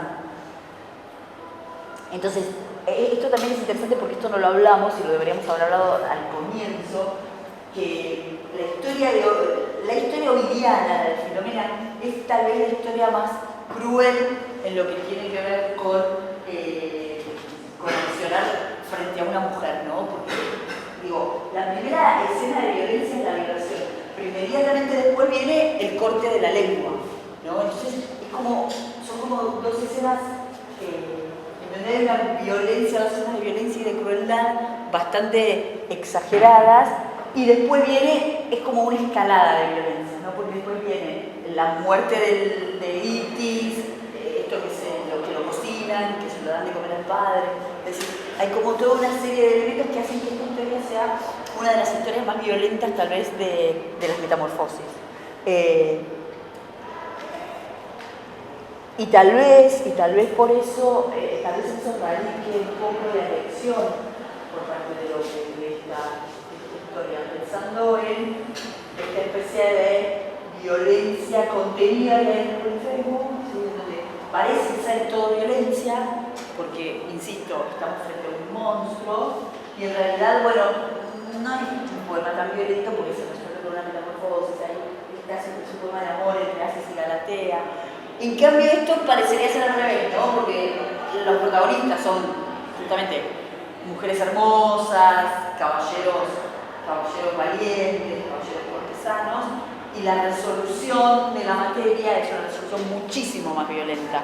Entonces, tal vez ahí también la elección de la materia nos esté diciendo algo en relación con la elección de la materia polifémica. Es decir, lo que siempre se dice es que el Polifemo es como uno de los ejemplos del barroco, justamente porque lo que hace Polifemo es conjugar esto de la voz dulce, pero no por mía, la monstruosidad con el canto, el gigante con esta especie de gigante enamorado, ¿sí? Y acá pasaría un poco lo mismo, pero al revés, ¿no? Sería como un gesto tal vez muchísimo más barroco, ¿no? Porque estaría esta conjugación de los opuestos, pero conjugación de opuestos desde una primera impresión, que es justamente lo contrario, ¿no? eso también se podría pensar un poco. Bueno, sigamos. Con la hora estamos bien, ¿no? Ah, perfecto. Vamos entonces a... bueno, entonces las dos descripciones, acuérdense que son dos modelos armados con el mismo tópico, ¿sí? Con el tópico que proviene de la poesía petrarquista. ¿Alguien tiene los sonetos que vieron? Ninguno tenía descripción de mujeres? ¿No se acuerdan? Sí. ¿No? ¿Sí? Sí. ¿Cuál? No los tengo acá, no me acuerdo. Pero ¿No sí, se acuerdan? había una comparación de los cabellos con hilos de oro, me acuerdo. Sí, Una- que enredaban y que enredaban y aprisionaban, pero no me acuerdo cuál era. No me acuerdo quién era, pero No. europeo de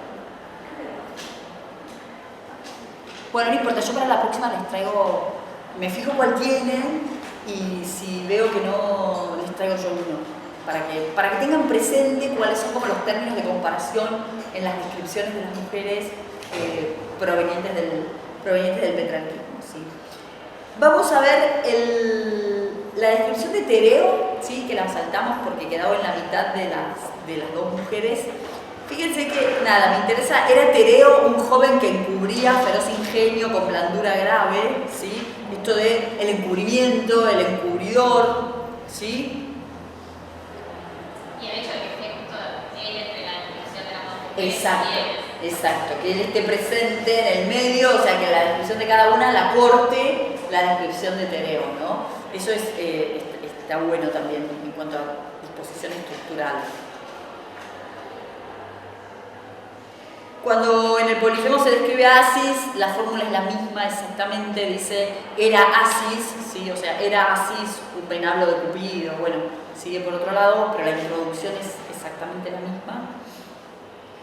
Y fíjense cómo cierra toda esta escena de las descripciones con la octava de Cenotereo, ¿no? Cenotereo, por los ojos dando sustento al alma de otros ojos bellos, aprogne dulcemente contemplando, vivo por ellos y muriendo en ellos, pero aunque estaba ardiendo y deseando la prisión de sus lazos y cabellos, dicen que del amor que le tenía, el eco en Filomena respondía, ¿sí? O sea, el amor que le tenía Progne rebotaba y el eco le respondía en Filomena. O sea, y fíjense que es la manera en que están también armadas las descripciones, ¿no? Tenemos la descripción de Progne y rebota el eco en la descripción de Filomena. ¿Sí?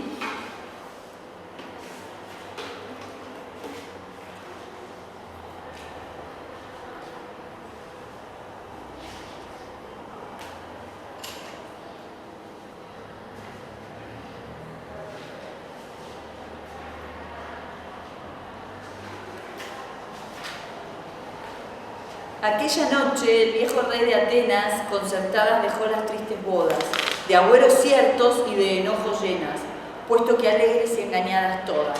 ¿Por qué dulce principio, amor, ordenas, donde trágicos fines acomodas? Ay, dieras ocasión contra su efecto, si no te excusa el celestial decreto. Y en esta octava, ¿qué es lo que está diciendo? Que todo va a terminar mal. Está anticipando la tragedia, ¿sí? Digo, esa tragedia que más o menos anticipó, no de manera muy clara al principio, esa tragedia que cualquier lector familiarizado con la historia la conoce, acá la está anticipando directamente, ¿sí? La está anticipando directamente invocando al amor, es decir, convirtiendo la tragedia en una tragedia amorosa.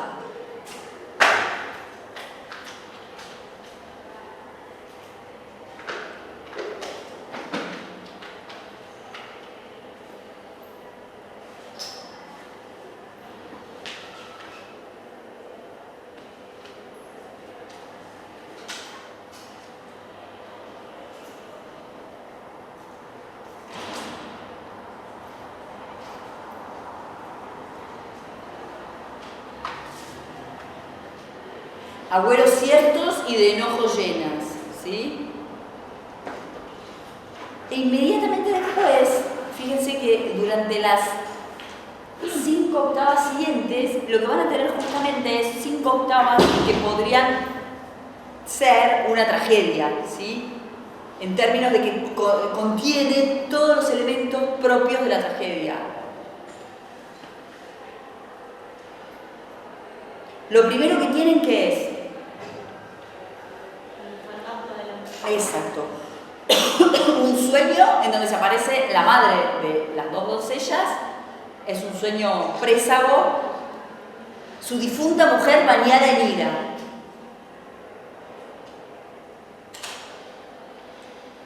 ¿Sí? Arminda soy, y yo soy tu esposa Cara, madre de Procne y Filomena hermosa. En estas bodas míseras repara, tragedia de tus hijas lastimosas. ¿Sí? O sea, ahora entramos en el terreno de la tragedia, entramos en el terreno del riesgo trágico. Entramos en el terreno de construir tragedia, a partir de tópicos propios de la tragedia. ¿Qué más? ¿Cómo se determina el sueño? Presa.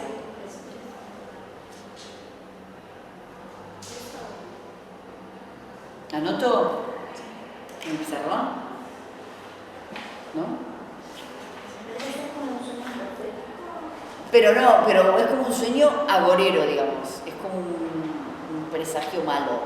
Claro, De mal agüero. ¿Sí?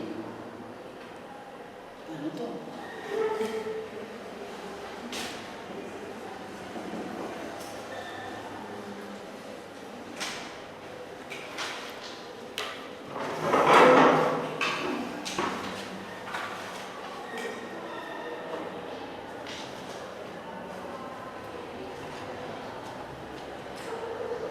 ¿Qué más?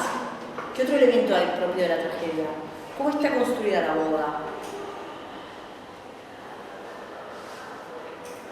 Acuérdense que en las bodas de Tetis y Peleo, ¿se acuerdan que les dije que era un ejemplo de Pilio, ¿no? De Catulo? Hay un género que describe como las bodas y la noche nupcial y todo, que es el epitalamio. El epitalamio también podría estar presente en este poema al relatar las bodas. No está presente el epitalamio, sino que está presente esta especie de acumular elementos de la tragedia. Asistieron los numes enlutados entre las sombras del oscuro olvido.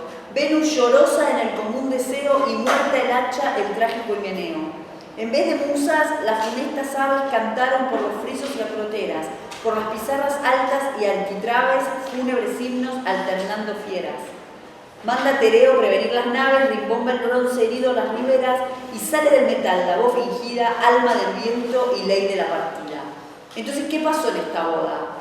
Vino de todo, ¿sí? Vinieron, no cantaron las musas, cantaron las aves funestas, cantaron himnos fúnebres, asistieron los numes enlutados, lloró Venus. Y en esta octava, ¿qué otra cosa les llama la atención? En la que empieza en vez de musas.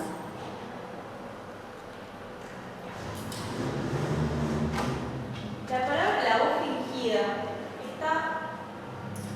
me parece interesante porque cuando dice sale del metal la voz fingida, en realidad está diciendo como que suena una trompeta que está llamando a que salga la nave. Que está llamando a que se vayan. Pero que diga voz fingida es como que te empieza a sonar. Es que corresponde con esa idea de la impostura de Tereo, ¿no? Sí. Es como que está todo dando vueltas sobre la misma idea.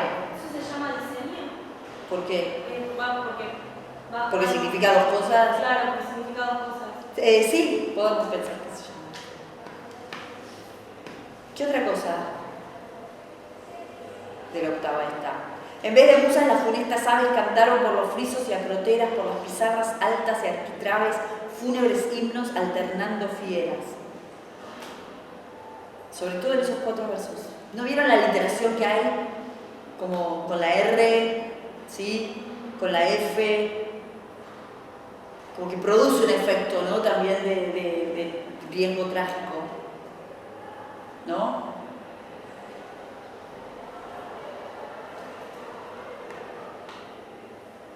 O sea, digo, me detengo en esto para que se den cuenta de que tenemos que tener presentes todos los niveles del texto, ¿sí?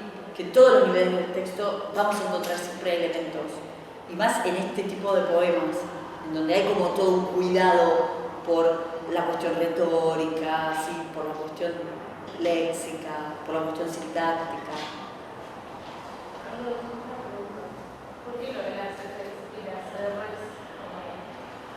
algo negativo? Fíjate que suena como áspero, ¿no te parece? A sonar, al sonido, ¿no? ¿No te parece que suena como áspero y suena como un poco disruptivo en cómo viene el verso? ¿No? Siempre la R y juntarla con la F siempre tiene como ese efecto, pero no sé, capaz que no. Cuando Góngora describe la cueva de Polifemo hay un verso que dice infame turba de nocturnas aves, o sea, para que vean que un poco es como el mismo efecto. Aparte es como que son palabras muy raras juntas y lo que las está juntando justamente son esos sonidos tan ásperos. Pero bueno, me parece a mí en realidad.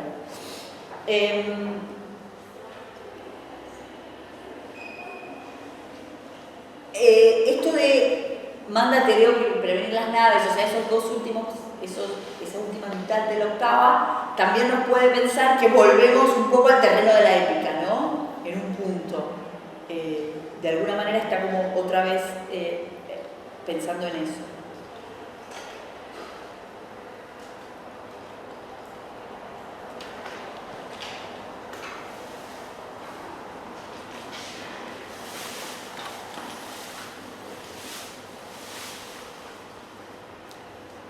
Bien.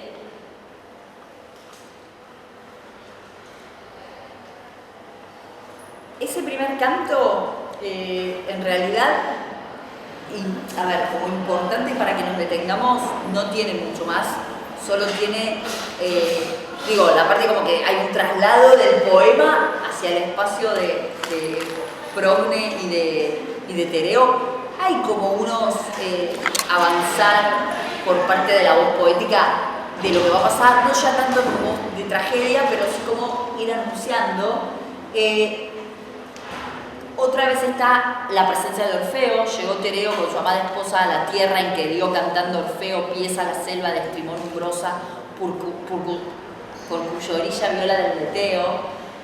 Y fíjense que esto es interesante, ¿por qué? Porque después va a ser el poeta el que se va, va a ser el poeta el que se va a trasladar a esa tierra para cantar, ¿sí? Porque la historia de Filomena va a suceder en esa tierra. Entonces va a ser el poeta y Filomena los que se van a trasladar para disputar la voz de Orfeo. Hola, ¿cómo va? Somos de la Garganta Poderosa, cuento brevemente para quienes no la conocen. Somos un medio de comunicación de periodismo villero, que detrás del medio de comunicación tenemos una organización que se llama La Poderosa, que es una organización social que tiene asambleas en distintos barrios de Latinoamérica, en donde tenemos espacios de educación popular, tenemos cooperativas de trabajo, merenderos, comedores, ollas populares, casas de las mujeres y disidencias. Y es, bueno, en los espacios de educación popular, en espacios de periodismo, de fotografía, donde distintos vecinos y vecinas se forman como redactores, como fotógrafas, como diseñadores, y son ellos y ellas quienes después arman en su totalidad la revista, quienes hacen las entrevistas, deciden qué contenido va a ir, y cuentan desde la realidad que viven todos los días, todo lo que después se va a contar en la revista, las problemáticas de los barrios de Latinoamérica.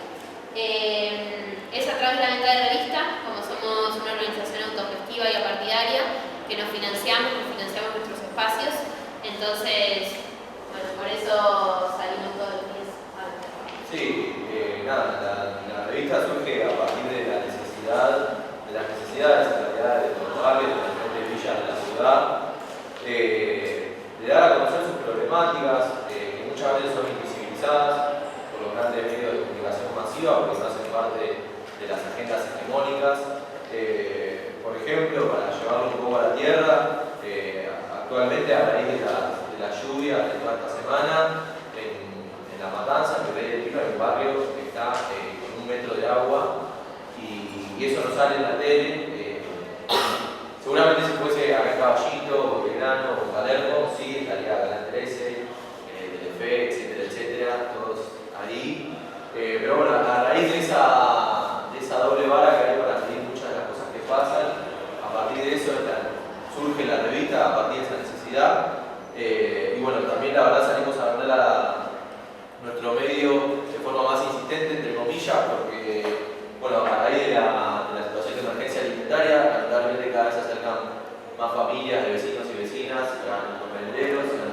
populares, buscando algo tan elemental como un plato de comida caliente todos los días. Así que para poder sostener esos espacios, vamos a vender la revista también, porque bueno, consideramos que es esencial que cualquier persona acceda a algo tan elemental como un plato de comida.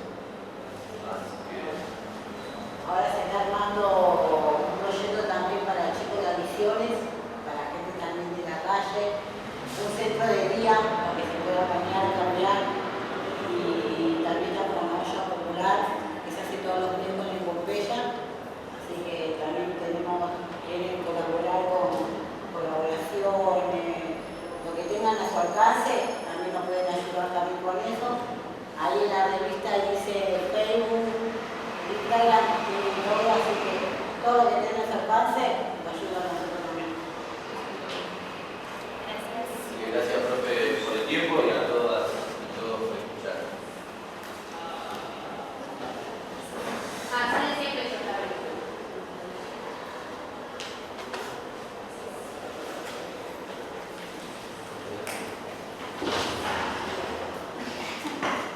Chao, hasta luego. Chao, gracias.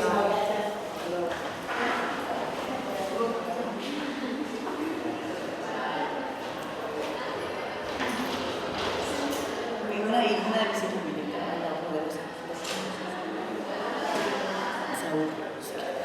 bueno, sigamos.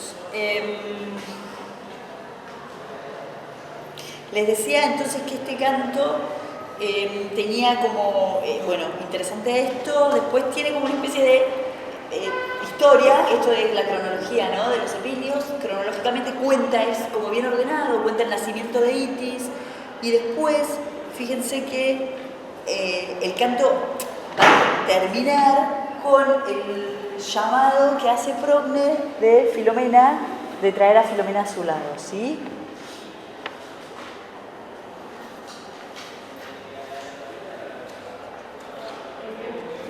Intrépida le dice su deseo, con que su amor al de su hermana iguala, pasar quiere los campos de Nereo, y no solo la mar, que donde exhala, etna fuego voraz ponerse atreve, con abrazado amor, plantas de nieve. Procne tan lejos de su sangre ajena, aunque de celos y de amor segura, con mil deseos de su hermosa hermana, sueña en su vista su esperanza vana. ¿Sí?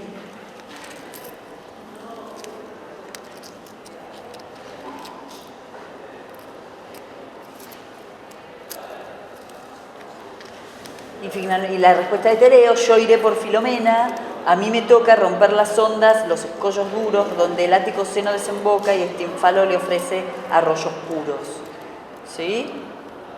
El mar es más valiente horror y espanto. Es decir, fíjense cómo todo ese trayecto de espanto en realidad después se va a resignificar, en donde el espanto va a ser otra cosa, ¿sí?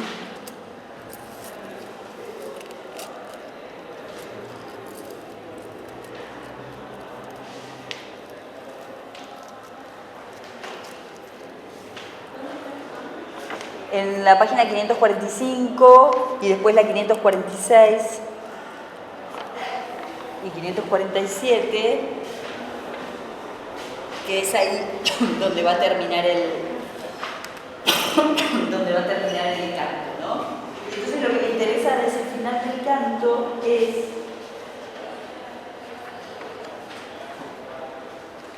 toda esta última parte, las últimas octavas, que tienen que ver con la dedicatoria, ¿no? ¿Se acuerdan con esto de a ver si la convence a Filomena de abandonar las selvas y volver al palacio, a esa jaula de oro? Y es un poco esto lo que está haciendo Tereo en las últimas 4 octavas de este primer canto, ¿sí?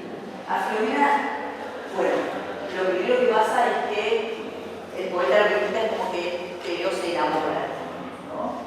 Le va a decir a Filomena de luz que dejó el incendio lleno que suele abriéndose en el sol veneno, ¿sí? Aquella noche pasa el joven triste, mortales cuidados y congojas, ya se deja vencer, ya se resiste, o amor todos los límites y despojas, ya cuando el alba los niños viste, que sigan el sol de claridades rojas, fina su amor infinito constituye y el alma a la esperanza restituye. Y después fíjense todos los verbos que están introducidos en la octava siguiente, que en realidad va a ser esa como toda la operación de tereos. Y la opresión de tereo previa a la violencia va a ser siempre una opresión con la palabra, ¿sí? Que está como resumida acá, nos persuade, apuntando, gritándole, cuéntale, o sea, todas estas cosas son como las operaciones que va a hacer Tereo antes de actuar directamente por la violencia, ¿sí? Entonces, justamente lo que hace es convencerla del lugar a donde va a ir, ¿no? Quitándole del orden el amoroso afecto de mientras se da cuenta de que la nombra el niño hermoso con amores y lengua regalada y que hay retrato suyo en los cabellos y en la hermosura de los ojos bellos, ¿sí? Y después viene con la descripción del lugar, los palacios espléndidos que vive, el quieto mar, las coronadas barcas, la pesca, los amenos bosques, la caza, ¿sí? Dice que verá rendir leones, los jardines de pinta siempre hermosos, las retóricas fuentes, porque luego son todas sacrificios olorosos y las burlas del agua. Bueno, en toda esta descripción, ¿sí? O sea, volvemos a la idea de esta de que vuelva al palacio, que es la misma idea del principio. ¿Qué es lo que ustedes pueden percibir? ¿Qué les parece? O sea, ¿qué podemos decir de esta descripción? Es una indecisión. Una indecisión porque Tiene todos elementos positivos, como sí. que te despliega por delante y claro, el palacio de oro y plata, sí, está bien. Pero ¿y qué más? ¿Qué elementos tiene? También te presenta el engaño. Bueno, ¿es dónde? En esa lado donde dice y cómo hasta en los mismos centros fríos se engaña el arte y la mismo dice engaño. Y hay engaño y hay como que, o sea, es una descripción que podríamos encontrar en una poesía pastoril tradicional, por ejemplo. No, ¿por qué? hay fuentes. Sí, retórica fuente, fíjate que dice, ¿no? O sea, hay una descripción de la naturaleza intervenida por el hombre, ¿sí? Hay una descripción de un espacio en el cual coexiste, ¿sí? Lo natural con el artificio. Hay una descripción de un espacio en el cual coexiste lo hecho por el hombre, los palacios, con lo hecho por la naturaleza, las selvas. ¿Y esto a qué nos lleva a pensar? ¿Qué podemos razonar de esto? Unas cuantas cosas podemos razonar. ¿Alguna que se les ocurra? Bueno, primero que está como, digamos, por lo menos presentando, no sé si tomando partido, pero sí presentando la oposición, digo, tan cara a la literatura de estos siglos, que es la oposición a la naturaleza, ¿sí? O sea, que es mejor el arte, la naturaleza, es mejor el arte cuando imita la naturaleza, bueno, está como, por lo menos, está planteándola, ¿sí? Por otro lado, lo que está haciendo es trabajando con términos distintos de los de la pastoril. Está como pensando una nueva poesía pastoril, una poesía pastoril en la cual puedan confluir, ¿sí? Dentro de ese espacio codificado, puedan confluir elementos puestos por la mano del hombre. Y en realidad esto no es una innovación del hombre, esto es el mismo paisaje que podemos encontrar en las soledades de Góngora, ¿sí? Al principio, un poco más tímido, porque Góngora al principio lo que va a las soledades, el espacio, lo primero van a presentar un espacio bien propio de la pastoril, pero va a haber algunas como ruinas de la civilización, ¿sí? Y ya después en la segunda soledad, ya directamente va a aparecer un palacio. Entonces esto es un poco jugar también con ese espacio, ¿sí? Con ese espacio de la soledad, con el espacio de una poesía pastoril que también está dejando de entenderse a sí misma en los términos de la pastoril renacentista y está pensando otra cosa, ¿sí? Entonces, el engaño, la intervención de la naturaleza por parte del artificio, pensar, plantear, presentar la oposición entre arte y naturaleza y construir un paisaje similar al que presenta las soledades, son todos los elementos que están cerrando este canto primero de la Filomena, ¿sí? O sea, fíjense que La épica acá, la épica tradicional, la épica como la entendemos, como la pensamos, como la que vimos, ya está absolutamente borrada, ¿no? O sea, tenemos como otro montón de elementos que están construyendo un nuevo tipo de ficción. ¿Alguna pregunta? ¿Algo que quieras decir? Bueno, entonces ya es la hora. Vamos a dejar acá y vamos a ver si la clase que viene hacemos el canto segundo y la otra hacemos el canto tercero, o si no vemos, hay un investigador que vino de Suiza que está haciendo su tesis sobre la filomena. Y capaz que lo que hacemos es, la clase que viene trabajamos con la filomena, la otra hacemos la mitad, damos clase, y la otra, la última mitad, capaz que viene y después un poco que lo que está trabajando. Y después, si les interesa, yo igual eso se los voy a recordar, el 3 y el 4 de diciembre va a haber unas jornadas que son cerradas, son de mi grupo de investigación más unos investigadores que vienen de Suiza, que va a ser sobre la filomena. Así que después si quieren yo los invito y les digo bien dónde va a ser y todo, pero falta, es el 3 y el 4 de diciembre. Y después seguimos pasando propaganda. En el verano vamos a dar un seminario con Jimena González, que ustedes todavía no la conocen, que vamos a dar Garcilaso, Herrera, Góngora y López. Vamos a dar poemas mitológicos, o sea, vamos a dar sonetos mitológicos, vamos a dar la Seido de Garcilaso, vamos a dar el Polifemo y las Soledades, y vamos a dar la Filomena y la Andrómeda. Otro poema que está